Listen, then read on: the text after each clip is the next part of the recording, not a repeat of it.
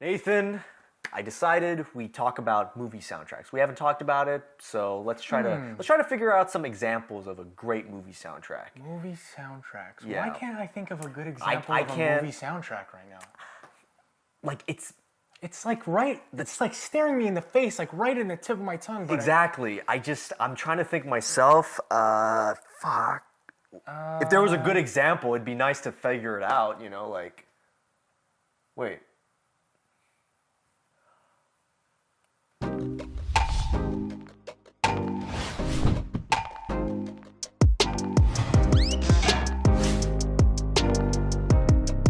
Welcome back to the Real Talk Podcast, episode 138. I'm your host, Nathan, and I'm joined by the man himself, Matthew Neves. To my left, Thank you. today we are going to be discussing movie soundtracks. Yep.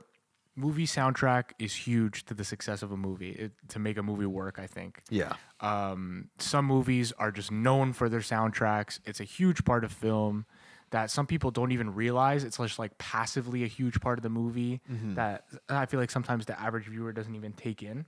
No, exactly. But, But they do hum a song, an iconic song, and they don't even realize That's it. true. Yeah. That's true. So let's get it. We both made a list of our favorite movie soundtracks. Oh yeah, man. To be fair, my list would probably change every year. Like, I don't know. Yeah. It's very much like what I like now, but there's so many iconic movie soundtracks in the history of film that to break it down to 10 is very tough. It is very tough. I mean, for me personally, this year I've heard two movie soundtracks that I love. I love the Spaceman soundtrack with Adam Sandler. That was fantastic. And I know you weren't a huge fan, but I love the Challengers one. Right. I feel like those types of soundtracks have such an identity to themselves that even if you're not a huge fan of the film itself, you can listen to that and be like, oh, I can vibe with this. I can fuck with this, you know? Like really good stuff. And I feel like a lot of these examples could be also in that category. Yeah, you want to get right into the list? Sure, like my list or your list? Because I put it into specific movies that I always think of when, even as a child, even recently, these are soundtracks that I consider like top 10, like 10 out of 10. Let's get into your list. I like your list. It has good variety here. Yeah. So the first one I'm going to put, no particular order, by the way, is Rocky. It's Rocky. It's Rocky. If you don't know Rocky, where the fuck have you been like 50 years? Like, People are playing this soundtrack to this day. To this day, I'll play it in the gym. Yes. If I want to feel like the main character. It's evergreen soundtrack. It's one of the best ever. Yeah, like Bill Conti, I don't know how he fucking did it. He was given like this much money to make this, and he made it one of the most iconic. Even aside from Gonna Fly Now and like the infamous moment, little moments too, like First Date. Like The that in-between, he's score. with Adrian. The in-between God. stuff. He captured the emotion of every scene. When it's time to feel empowered, he has the right score for it. When it's the love stuff with Adrian, like the first date, I feel like the score captures the doubt of their relationship. They're like that shyness of it. It's a perfect score. Exactly. It's truly a perfect score. It's so good that every single Rocky film, including Creed, has been influenced by it. Oh, yeah. You can't. How can you not be influenced by it? The whole franchise was built on, from a music perspective, this score. If this score wasn't the way it was, I feel like the franchise would not be the same. I completely agree, because I feel like it's a huge factor of the rewatchability of Rocky. Yeah. Because you get to these scenes that are almost like music videos that you look forward to rewatching. You're like, I can't wait for the training montage. I can't wait for the final fight. Exactly. And it's so crazy how much it's evolved. I mean, like, you know, after this, we got Eye of the Tiger, we got Hearts on Fire, we got... How many times did they get it perfectly right in this franchise? I'm so impressed, man. I'm so impressed because, like you said, they hit it on the mark for the sequels as well. Yeah. But if I had to choose one in the franchise, it has to be the OG. Yeah. The OG is the best soundtrack out of all of them, in my opinion. Another one in my list that I always think about because I'm a huge Daft Punk fan is Tron Legacy. I saw this shit in theaters. This is my first D-Box movie theater experience. Remember that's D-Box? the ones where they're shaking? Yeah, man. I don't think I've ever done that. You know that? Well, for the most part, it's kind of useless because it's like not a whole lot of movies have that Yeah. unless it's an Avengers Marvel shit. But with Tron, Whenever Fast and Furious 50 comes out, I'm gonna get D-box seats for it. that would work. Yeah, because it's they're flipping those cars around every 2 seconds. Yeah. Like shit, man. But no, with Tron Legacy, I remember seeing that in theaters, and the music. I remember listening to the music before the movie came out. This was one of the first times I did it. I was like 10 years old Right. when this movie came out. And it's Daft Punk. They knew what they were doing with the electronic music, the EDM music. It's like it works in the world of Tron. Right, very much Because so. it's all computer and it's all like robots, AI and shit like that. So when you get Daft Punk, arguably the best artist to do it, it's best. like you're gonna get something amazing from it. And in my opinion, Tron Legacy soundtrack could fit with the Daft Punk discography as well. It just, I don't know what it is. It stands out so much. Tron Legacy is so good, you forget that there was another Tron movie. That's right. That's a great collab, a collab that makes perfect sense. And yeah, obviously Daft Punk's like, Yeah. If Daft Punk is making something, it's worth listening to. Exactly. Nostalgia hits me, but even aside from nostalgia, it's just a well done movie soundtrack, movie score. Love it. Yeah. So next one, this might be eyebrow raise for some people. This one I was not expecting in your list, No. but also maybe I was expecting it. Similar to Tron Legacy, when I was 10 years old, I loved the music of this, and when I was 16. There was this famous saying that a lot of critics had where it's like, your favorite Zack Snyder film is when you were 16. I think they might be right, because I was 16 when this movie came out. It's Batman v Superman: Dawn of Justice. Right. My personal favorite Hans Zimmer score, and everyone's gonna kill me. Everyone's gonna kill me for saying that. Everyone is. I listened to this religiously when I was 16, dude. I remember like the Bat theme. I love Superman's theme. I love Wonder Woman's theme. I love the fucking when Superman dies and the choir is singing and stuff Right. like that. I'm like, this doesn't sound like any other Hans Zimmer soundtrack, and I fucking love that. It sounds so. It's both bombastic but genuine. Right. It's like, yeah, we know how fucking crazy this shit is. He's fighting Doomsday, but also we can make it sound good. Yeah. And they did. I was like, oh my God, especially Batman's theme. In my opinion, this fits Batman because it just sounds like somebody pummeling you. Right. I like that version I of mean, Batman. with Hans, you know you're always gonna get quality. Like Exactly. he's literally the top 3 best composers of all time. Yeah, he collabed with Junkie XL, who Junkie XL was known for, I think around this time, Mad Max Fury Road. Wow. So you get a little grind, you get a little intense moments here and there. Is this going to be Hans Zimmer's best work? I mean, most people are going to say Lion King and Interstellar, if I'm going to be honest. Most people, most normal people. Interstellar. Yeah. Interstellar's a real memorable score. Obviously, Yes. Lion King is fucking incredible. That one. Too. Those are his obvious ones. But to me, because I was 16 and because I listened to this like every fucking day for like, I don't know how long, this is my favorite from him. Personal favorite. Another one, because I have the vinyl here. Yeah. Fucking guess what I have here. Oh man. Autofocus that shit. If the camera fucks up, it's all good. It's Blade Runner. One of the best posters of all time and one of the best scores of all time. Yeah. No doubt. I love this movie. I love the soundtrack. I listen to this vinyl every once in a while. I drop my water. Who fucking cares?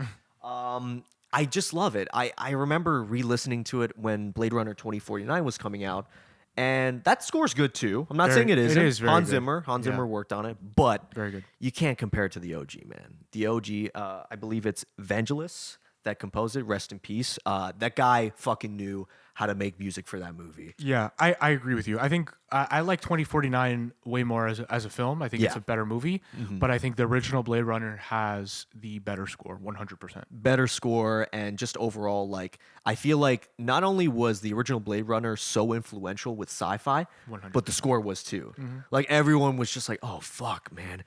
Yo, anybody got Tangerine Dream on contact, man? Right. Like, they were wondering, like, 80s shit was Yeah. like that, because this didn't sound like Star Wars. This didn't sound like Star Trek. This didn't sound like any sci-fi films anybody else was doing at the time. It didn't sound 70s. No. It was we're in a new decade and the music and shit is different now. Yes.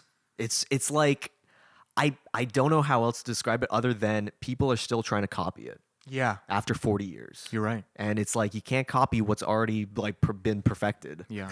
You're right. So that's on my list. Another one on my list, which you were a bit surprised about too. Tarzan. I had a couple animated ones. Yeah, Tarzan, the Disney animated one from 1999. Maybe I gotta watch that one again. I mean, it's probably been 15 years since I I've seen mean, it. Yeah. am I biased because Phil Collins? Right. Yes, but also Phil Collins is great. Of course. Of course. You know, Genesis, Phil Collins. How can you go fucking wrong? Phil Collins is a legend. Yeah. Like Two Worlds, One Family. Like I what was it? Son of Man. Like I could literally name all this tracks from this particular movie because again, it's a nostalgia film. I was a kid when I saw it. It was one of those films where it was this film, Hercules, and I think another Disney film that I would watch over and over and over again because it's like it's fucking Tarzan. We all had those movies as a kid, but also it's not just a nostalgia film. It's a good film. Oh yeah, Like it still holds up, right? Yeah. It's a solid Tarzan. Film. solid movie from Disney, and one of my favorite soundtracks from that era. A great era where I felt like Disney couldn't miss. With they were making classic films and classic soundtracks. Yeah, man. All at the same time. Really, really good stuff overall. I know Phil Collins also did Brother Bear. That one's good too, but Did he? yeah, Whoa. yeah, Phil Collins did Brother Bear? yeah. And not as memorable as Tarzan, but there's a couple good songs in there. I didn't know Phil Collins was doing movies like that. Yeah, man. Oh, he had some good ones. And then another one on my list, a little bit older, but I mean, like, I had to put Ennio Morricone in this list. It's Once Upon a Time in the Old West. Which a film I have not seen. Oh my God. I mean, the scores I've heard him work on, especially with Sergio Leone films, it brings a tear to my eye, man. It's like, oh, that's never gonna be topped. Right. That's like it's like the gods. It's like God himself told him, you have to make the best soundtrack ever, and he's like, all right, bet, and he did. Yeah. And it's like Good, the Bad, and the Ugly That's right. is another great example. Ecstasy of Gold. Everyone fucking knows. If you don't know the title, trust me, you know what the song is. Trust me, when you play it, you know it. Yeah. Play it for 5 seconds, you're like, oh, this one. This one. Oh, it's the best Western soundtrack ever. That's right. My personal favorite, of course, being Once Upon a Time in the Old West. That's the Charles Bronson film. It might be my favorite Western period. Really? Yeah. The more I think about it, it's this or Good, the Bad, and the Ugly. One of the two. Both directed Is this by one Leone. a really lengthy one, like the Bad, and the Ugly? Yeah. Yeah. It's a lengthy one, but I feel like Charles Bronson does a better job at playing the silent type. It's a revenge story. I'm not gonna. He does better than Clint Eastwood. Clint Eastwood. Yeah. Clint Eastwood's more iconic, but Bronson, oh man, you gotta go back to those days of like when he was in like Magnificent Seven, I believe, Death Wish era. Yeah. Like, fuck, man, he looks intense, man. He was like this 50-year-old man that just didn't say a whole lot, but knew what the fuck he was He doing. had that look. Yeah, he had that look. Same with Eastwood, but I preferred Bronson in the film. But yeah, the soundtrack, go give it a listen, man. It's worth your time. Nice. Another one that a lot of people might also give an eyebrow raise to, but I don't think so. John Williams this is my favorite one from him. John Williams has done so many soundtracks and a lot of them being critically acclaimed, but my personal favorite, because I listened to it as a kid so much, Star Wars Episode 3, Revenge of the Sith. Yeah, it's look, it's not really an eyebrow raise because it's so good, but they're all so like Star Wars soundtracks are all so good. Yes. I picked a different Star Wars film That's for fair. my top 10. I think it's very much interchangeable. Yeah. I think you have to put a Star Wars film in your top 10. Oh, yeah. If anybody's top 10 has to have a Star Wars film, even if you don't like it, you have to be able to appreciate the soundtrack and the drama and the way John Williams was able to just be like all hits, no misses. Yeah. Oh, you're doing prequels? Let me just give you 3 of the most insane Yes. scores. Phantom Menace, love it or hate it, fantastic Has a good score. Attack of the Clones, Across the Stars. Yeah. That's probably one of the best songs in the whole prequel. It's really good. And then Revenge of the Sith, the way he's able to add the drama and the tension to probably the biggest, most exciting moment in Yeah. Star Wars. I love Revenge of the Sith. it definitely deserves to be on this list. It's not really an eyebrow raise for me. It makes perfect sense. I'm saying eyebrow raise more for because John Williams has done so much. Oh, true. John Williams. I mean, like the from a GOAT. critical perspective and his work, I would say Schindler's List is most people's. That one just fucking hits you super hard. It's excellent. Indiana Jones is Yeah. another one. Jurassic Jaws, Jurassic Park. Like we can go on. The Superman theme. Like I mean, again, we could list all of them, which is why a lot of people might be like, Yeah. out of all those, you pick a fucking prequel movie. It's like, well, yeah, because in my opinion, that's when he peaked. The with the Star Wars. music holds up, man. Yeah. The music of the prequel, say what you want about them, Yeah. is on par and at times better than the original trilogy, and that's a fact. Yeah, I agree. I mean, in my opinion, Duel of Fates and Revenge of the Sith, I don't know why, but it just sounds slightly better than in Phantom Menace. Than in Phantom Menace, I don't yeah. know. Maybe it's because I'm biased because, I don't know, Palpatine and Yoda Yeah. fighting. Yeah, I sick. care more about that than Darth Maul. Sorry, not sorry. Like... So yeah, that is my favorite John Williams one. Another one because I'm really into EDM. I love music. that you put this one in, and this is an example of EDM and synth, that kind of wave Yeah. that worked for Okay. me. I love the music in Good Time. Gives Yeah. me a fucking anxiety attack. Yeah, man. Good Time fucking works, man. I was re-listening to it and I took in the fact that like there were moments of like it's quiet because it's the thing with EDM music that a lot of people kind of misinterpret is it has to be loud. Yeah. It has to be bombastic. No. That's not a well-produced song. You're just making noise for the sake of it. You need to have layers to it. You need to have a pattern to what the fuck you're doing. And Good Time is just like that. It gives that anxiety feeling without it being loud. This movie made me so anxious when I first saw it. Yeah, man. Like I've literally like suppressed the memory of watching this film. Like this film gives me anxiety More than Uncut Gems? more than Uncut Gems. Oh yeah, man. For Okay. me, more than Uncut Hell Gems. yeah. For like Uncut Gems does a great job of it, but there's some like Adam Sandler is so good and funny that it like kind of breaks it up at Right, times, like his yeah. character. But Good Time is just like the whole time you're like, holy fuck. I knew I was gonna re-listen to the soundtrack in the scene where the guy's telling the story. He's like, "I'm all fucked up and shit. I took some acid," and Yeah. that whole story from that guy. I don't know what his name is. He's so fucking good in that one scene, dude. Yeah, that's an I'm like, dude, I want to see him in more shit, man. That's an amazing, yeah. He But the stole that. music in the background of that, when he's telling the Right. story, I'm like, oh, I really got to re-listen to this when like I'm done this movie. And then I did, and I'm like, it's so good. Another example of like a lower budget film Yeah. that the score, they just hit it right on the nose. It's You don't need too much money to have a memorable score. exactly, sometimes, yeah. exactly, yeah. Like a exact- lot of these films are blockbusters. yeah, Right? They are. They put a lot of money into. So you can get Hans Zimmer, and it's like if you get Hans Zimmer, it's never gonna be bad.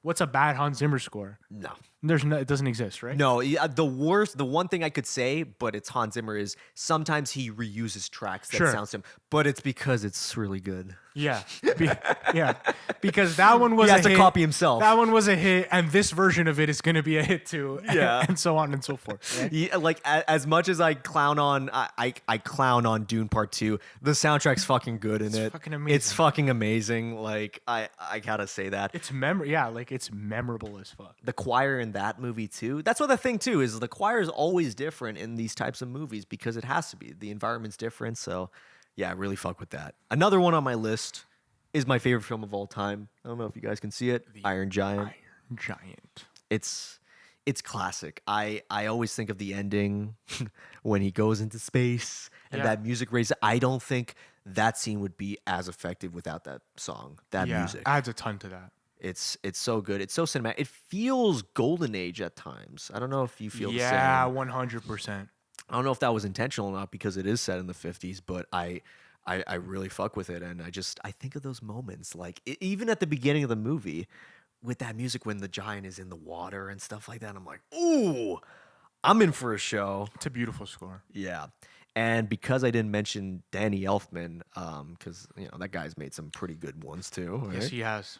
My personal favorite is Batman Returns. What a score. Yeah. A lot of people are thinking, why not the original Batman? Because Batman Returns has the Penguin theme, has Catwoman's theme, and the Batman theme. Yeah. And I think it all comes together really cool, gothic, and it just sounds like Tim Burton. Yeah. The music and the style are like this. Yeah. so on brand. It's Right? I don't know why, because there are other scores that he did do with Tim Burton, like Pee-wee's Big Adventure, Edward Scissorhands, Yeah. a few others that again, it's like a John Williams, Hans Zimmer thing. You're gonna name like 12 of these movies. That's right. But for some reason, I always think of Batman Returns because as a kid, I watched it. Scared the shit out of me when I was a kid. Oh, But yeah. that's why I loved it. Tim Burton Batmans used to scare the crap out of me too. They used to play late at night on Teletoon. I used to not fucking sleep. Yeah, man. As soon as I see Penguin, I'm like, oh, I'm not sleeping tonight. Oh yeah, Penguin. Like I just the murder and stuff like that. People were like, Batman doesn't kill. It's like, oh, I remember the Tim Burton days, man, where Batman straight up said he's gonna murder you. Yeah. Like I remember those days. That's right. And Batman Returns, the music, it fucking hits. I always think of it when I think of like gothic Batman. Yeah, for Gothic sure. Batman for sure. I think you have a solid list now. Yeah, I go like it a on lot. yours, man. I want to hear yours. Let's get into mine quickly. Yeah. My Star Wars pick was A New Hope. Hell yeah. For what that did for sci-fi, it changed the game. Yeah. It's a perfect score. It's literally a perfect score. The opening theme, the opening title theme, like imagine just getting smacked in the face with that in the 70s, It's so good. right? And then you have the sunset Yes. theme, Leia's theme, Yeah. the original Cantina music that they did. Oh, it's classic. It's so classic. I think New Hope, because it was the first, I put a little bit more into that one. I think that one is one of the best soundtracks of all time. It's the one that started it. That's right. I also have Rocky on my list. I have to. Of course. I have Jurassic Park. More John Yeah. Williams. John Williams to me is an absolute goal. Like Hell this guy. yeah. Jurassic Park. The soundtrack makes that film memorable. Makes that film rewatchable. When the doors open and the da-na-na-na-na, there's almost no better moment in film. Like it's so perfect. Yeah. That's the magic of film, man, when that shit True happens. magic. That's a magic movie moment. When they say that, that's what that is. Oh man. Oh, The next one, here's go for it, man. Go for it. my pick is not Batman versus Superman. No, it's no. Not, It's not a Batman better Returns. received movie. I get it. It's I get it. the Batman. The Batman, yes. Which was, I mean, I've been quoted on here saying that I think this film is on par with The Dark Knight. Yes. I love the Batman so much. I cannot explain how excited I am for the second one. I think the score of this movie is so memorable. It is. The way they use the Nirvana track is so incredibly memorable. I was playing it for a couple of months after watching this film. I saw this film 3 times in theaters. Hell yeah, man. It's so good. It's so good. This movie was for me. It's great. Of course. I mean, I remember hearing the Batman theme before the movie came out. It was composed by Michael Giacchino. Yeah. Giacchino. He's done a lot of great scores. Obviously, The Incredibles. Oh, like, he wow. did that. That's such a good Yeah, one, man. too. So when I heard that he was doing the Batman score, I'm like, oh, it's going to be memorable. And it was. It's fucking super. It's great. It's different from every Batman theme. And I love Completely that. agree. I love the fact that every Batman theme I've heard is distinct. It can stand on its own. The Hans Zimmer, you cannot say the Hans Zimmer Batman theme is like the Michael's version. You can't. That's right. It's distinct and it stands on its own. And it kind of has a little influence of Tim Burton while still having that stance of like it fits this iteration of Batman so well, just like Danny Elfman's did for the Tim Burton one. That's how I feel. It was a perfect match for this take on Batman. Exactly. I fully agree. That's a good pick. Yeah, my next one is Halloween. Oh, dude. John Carpenter. The best. John Carpenter, an absolute legend. Another low budget, just like banger. Made the film. It's the best horror soundtrack of all time, in my opinion. It's the most iconic. I love it so much. Yeah, I would say I would put Exorcist a little higher, but there's this misconception that Exorcist theme was throughout the movie, which it wasn't. No, that's true. Whereas Halloween, it's like, no, Halloween theme, it's in the fucking movie. It tell you what to feel. Like as soon as that's on, you're like, oh fuck. Yeah, exactly. So I would agree. I would put Halloween slightly above Exorcist because of the fact that they use the theme more and it's more effective. Yeah. And even in the dog shit Halloweens, it's like something to look forward to. We're gonna hear the song. You know what I mean? Oh yeah, John Carpenter got a check every time they made a shitty sequel from it. That's right. My next one is Godfather 2. Oh, Godfather 2, the music in Godfather 2 is so perfect for the period, perfect for the emotions, the love theme in Godfather 2. I absolutely love the sequence of young Vito coming to America. Oh yeah. The music that's played, the choir music when he's sitting there looking out at the Statue of Liberty. It's one of the most beautiful moments in film. Yeah. It's perfect. And obviously the main title theme is just so iconic as well. Of course. I mean, when you think of Godfather, that's the first one, and it's just yeah, that music in all three of them are so distinct and so iconic in their own right. Yeah, even in the third, like, this might be another one where like people are like not Godfather 1, but you still get the theme from Godfather 1 plus some extra stuff that I really love, like the music that plays when they're in the Robert De Niro scenes, like the young Vito scenes. It's fucking beautiful stuff. It's so good. It's so good. It's one of the best films of all time. Next one, I got Interstellar. Of course. Of course. Is that your top Hans Zimmer score? I think so, man. Hell yeah, man. I think so. It's so good. Hell I got Oppenheimer after that. Oppenheimer was so good. It was good. I'm so glad Ludwig Göransson won the Oscar for that. He's gotten 2 Oscars already. He got one for this and Black Panther, which I thought Black Panther was pretty good.